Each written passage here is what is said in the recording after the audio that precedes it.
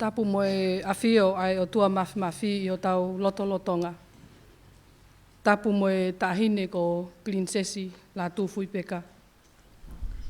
Tapu mo eiki no pere ma aftuku au lahi mo hou eiki.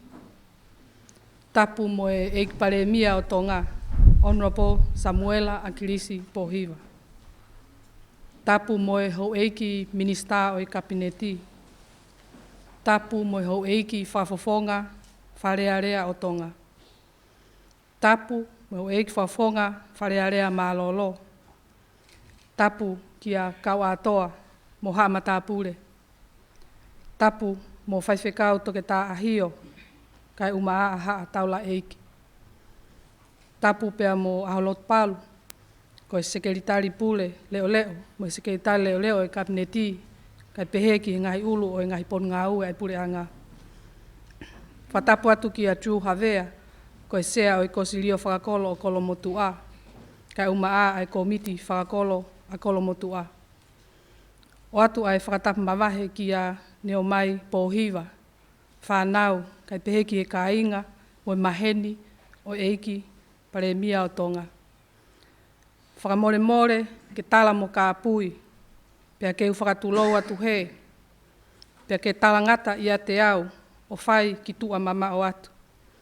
Kai a tā mua keu whakahoko atu, ai whatongia mamafa o e houa ko e ni, ai a kohono lau atu o e tohi whakanofo o eiki pare mia o tonga. Ko e palasi nuku alofa, kia Samuela Akilisi Pohiva Kolomotua.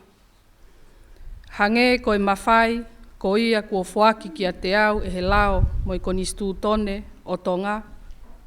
Ko ia o kua whie whakaha kia te koe i he tohini.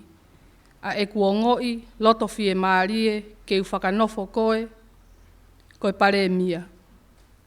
O hange ko e whakotuu kua whakahoko mai kia te au me he whare area. E lau o ku kamata pē aho whakanofo me he aho tolungo fulu o Tisema o e tau uafe ma hongo fulu ma wha. O ku ke mau kakato heni ai ngahi mawhai mo e monu ia o e lakanga kua u whakanofo koe ki ai.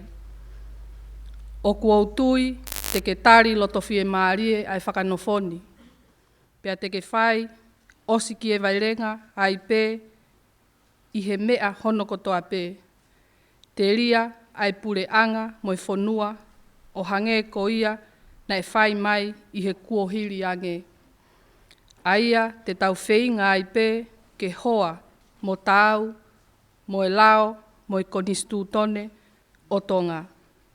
Whakamoon huafa ki ai a ene a whio tupo wono ko e tui o tu tonga i he aho tolongo fulu o Tisema o e tau wafe ma hongo fulu ma wha.